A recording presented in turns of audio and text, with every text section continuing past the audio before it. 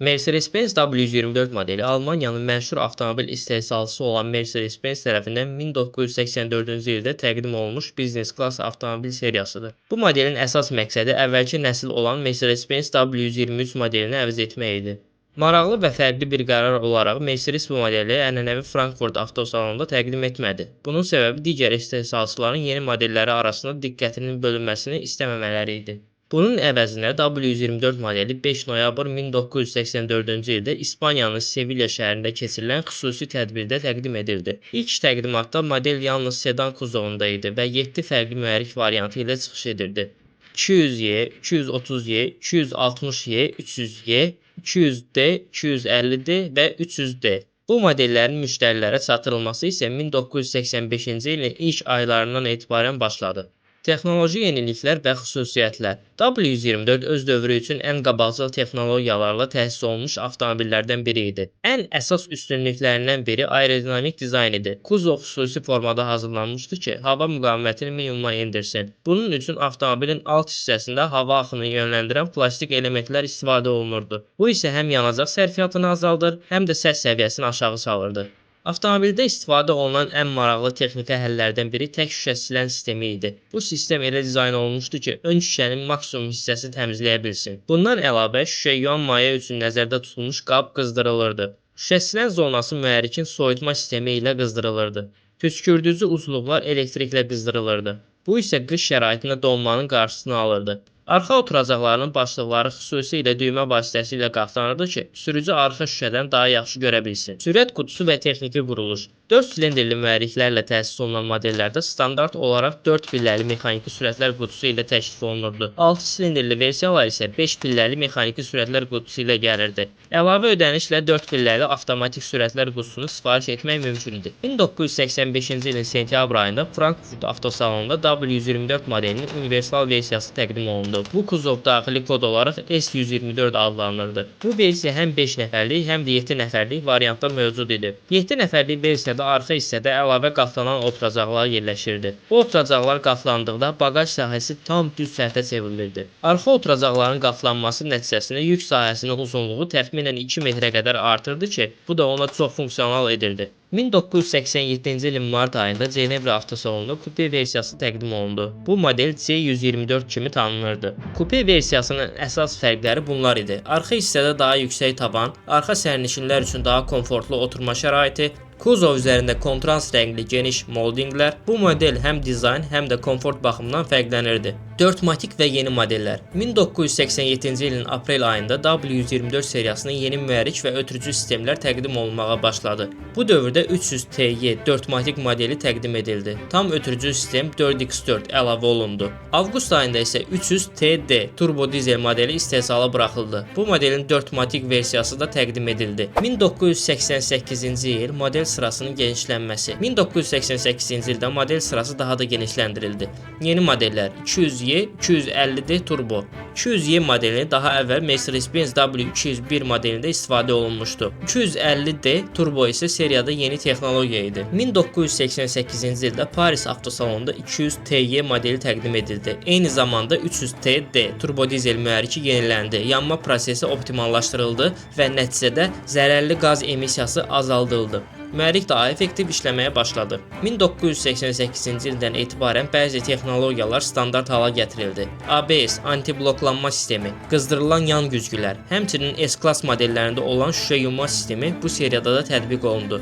230Y modelində ventilyasiyalı ön əyləc diskləri istifadə olunmağa başladı. 1988-ci ilin sonlarında isə universal və 4matik versiyalar istisna olmaqla digər modellərin hündürlüyü 15 mm azaldıldı. Bu isə idarə etməni daha stabil etdi. 1984-88-ci illər arasında Mercedes-Benz W124 modeli texnologiya baxımından lider oldu. Müxtəlif kuzov variantları ilə genişləndi. Təhlükəsizlik və konfor sahəsində yeni standartlar qoydu. Bu illər W124-ün təməlini qoyan ən vacib dövr hesab olunurdu.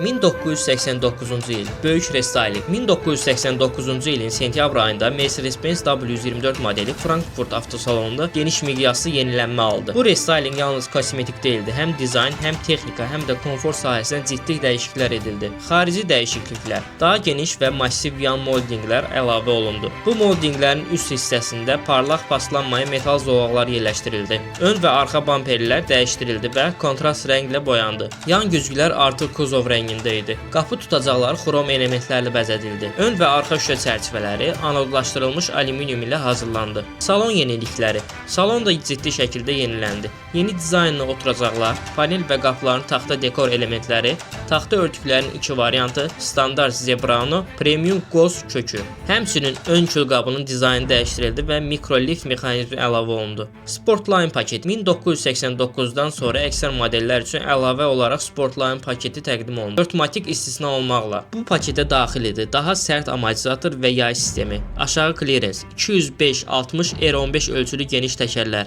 dəri sükan və ötürücü qolu, daha sport oturacaqlar. Yeni mühərrik M104. Bu dövrdə yeni mühərrik təqdim olundu. 3 litrlik M104, 220 at gücü. Hər silindrə 4 klapan. Bu mühərrik əvvəlcə SL seriyasında istifadə olunmuşdu və sonra W124 modelinə tətbiq edildi. Bu mühərrik aşağıdakı modellərdə istifadə olunurdu. 300Y24, 300SY24, 300TY24. Kupe versiyası bu mühərriklə seriyanın flaqmanı hesab olunurdu. Uzadılmış versiyalar 1990-cı ildən etibarən 6 qapılı uzun sedanlar istehsal olunmağa başladı. Modellər 260Y Lang, 250D Lang. Bu avtomobillər əsasən otellər və taksi xidmətləri üçün nəzərdə tutulmuşdu. Bundan əlavə eyni platforma əsasında təcili yardım maşınları, katafalq avtomobillərdə istehsal edilirdi. 500Y seriyasının zirvəsi 1990-cı ilin iyun ayında W124 tarixin ən məşhur modelini təqdim etdi. 500Y. Bu model 5 litrlik V8 mühərrikə sahibidir. M119. 326 at gücü. 0-100 sürətlənməsi isə 6,1 saniyə idi. Maksimum sürət saatda 250 km. Porsche ilə əməkdaşlıq. 500Y modelinin ən maraqlı tərəfi onun Porsche ilə birlikdə hazırlanması idi. İstehsal prosesi çox fərqli idi. Kuzov Mercedes zavodunda hazırlanırdı. Daha sonra Porsche zavoduna göndərilirdi. Orada mühərrik, şassi və digər komponentlər quraşdırılırdı. Sonda yenidən Mercedes zavoduna qaytarılırdı. Bu səbəbdən 500Y çox məhdud və xüsusi model sayılır. Texniki fərqləri 500Y. Bu modelin adı W124-dən ciddi şəkildə fərqlənirdi. Daha geniş təkər tağları, xüsusi bamperlər və aerodinamik elementlər, 225-55ZR 16 ölçülü geniş təkərlər, hidropnevmatik arxa askı, ACR anti-bux sistemi, standart olaraq kondisioner, elektrik şüşələr, xüsusi salon dizaynı mövcud idi. 1991-ci il kabriolet A124, 1991-ci ildə W124 seriyasının yeni kuzov təqdim olundu. Kabriolet A124. Bu model 4 nəfərli idi. Mercedes-in 20 ildən sonra ilk açıq kuzovlu modeli sayılırdı. Satışa isə 1990-cı ildən çıxarıldı. 400Y modeli eyni dövrdə 400Y modeli də təqdim olundu. 4,2 litrli V8 mühərrik, 279 at gücü.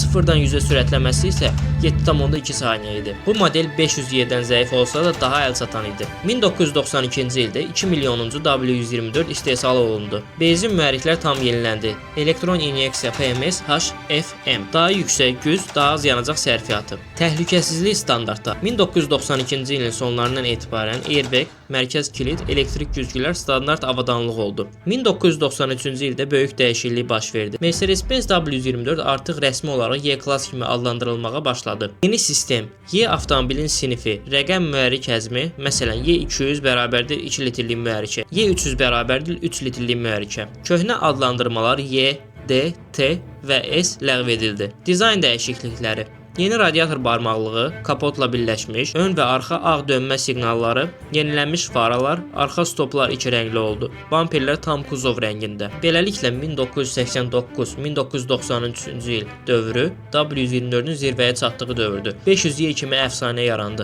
Texnologiya maksimum səviyyəyə çatdı. Model rəsmi olaraq Y-Class oldu. 1993-dən sonra texniki yeniliklər. 1993-cü ildən sonra Mercedes-Benz W124 modelində yalnız dizayn yox, mühərriklər də ciddi şəkildə yeniləndi. Dizel mühərriklər, 5 və ya 6 silindrli versiyalar artıq 4 klapanlı sistemə keçdi. 4 silindrli və turbo dizellər isə 2 klapanlı olaraq qaldı. Yeni mühərriklərin üstünlükləri, daha yüksək güc, daha çox fırlanma momenti, yanacaq sərfiyyatında azalma, təxminən 30% daha az zərərli emissiya. Ekoloji texnologiyalar. Bu dövrdə bütün dizel modellərində standart olaraq egzoz qazlarının təkrar dövriyyəsi sistemi (YGR), oksidləşdirici katalizator istifadə olunmağa başlandı. Bu isə həm Avropa, həm də ABŞ normativlərinə uyğunluq üçün vacib idi. Model adlarında dəyişiklik. 1993-cü ildən sonra əvvəlki adlandırma sistemi tam dəyişdi. Artıq Y hər modelin əvvəlinə yazılırdı. Bu avtomobilin Y klass olduğunu göstərirdi. Məsələn, Y200, Y220, Y300. Əvvəlki sistemdə olan D, dizel, T, universal, C, kupe kimi işarələr ləğv edildi. Dizel modellərdə isə dizel, turbo dizel yazıları arxa hissədə qeyd olunurdu. Dizaynın son forması. 1993-cü ildə restylinqdən sonra radiator barmaqlığı kapotla birləşdirildi. Mercedes ulduzu dizayn olaraq dəyişdi. Dönmə siqnalları ağ rəngə keçdi. Arxa stoplar iki rəngli oldu. Bamperlər tam kuzov rəngində hazırlandı. Universal modellər isə arxa stopların dizaynı əvvəlki kimi qaldı.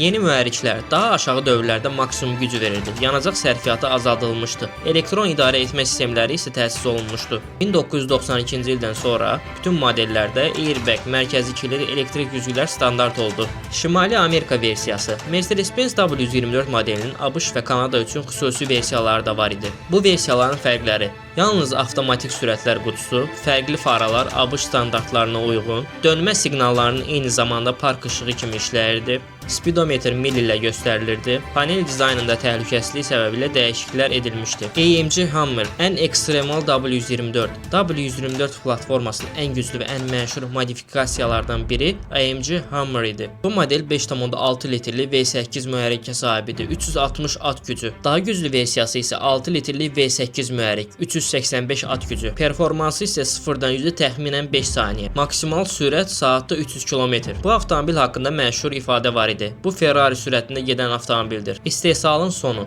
1995-ci ildə sedan modellərinin istehsalı dayandırıldı. 1996-cı ildə isə universal və kupe modelləri istehsalı da bitdi. Beləliklə Mercedes-Benz W124 modelinin istehsalı tam olaraq dayandırıldı. Onun yerini yeni nəsil Mercedes-Benz W210 aldı. Son istehsal və digər ölkələr. W124 istehsalı bəzi ölkələrdə bir müddət daha davam etdi. Hindistan Tata zavodunda, Cənubi Afrikada Mercedes zavodlarında. Platformanın davamı. W124 platforması daha sonra başqa şirkətlər tərəfindən də istifadə olundu. Məsələn, SsangYong Motor Company bu platformada əsasında Chairman modelini hazırladı. Bu model daha uzun baza, Mercedes mühərrikləri də təsis olunmuşdu. Beləliklə Mercedes-Benz W124 1984-1996 arası istehsal olundu. Müxtəlif kuzov və mühərriklərlə təqdim edildi. Texnologiya və keyfiyyət baxımından öz dövrünü qabaqladı. Bu model uzun ömürlük, etibarlıq, mühəndislik keyfiyyəti simvoluna çevrildi. Son olaraq bugünkü maşınlar texnologiya ilə doludur, amma W124 kimi ruhu olan avtomobillər artıq istehsal olunmur.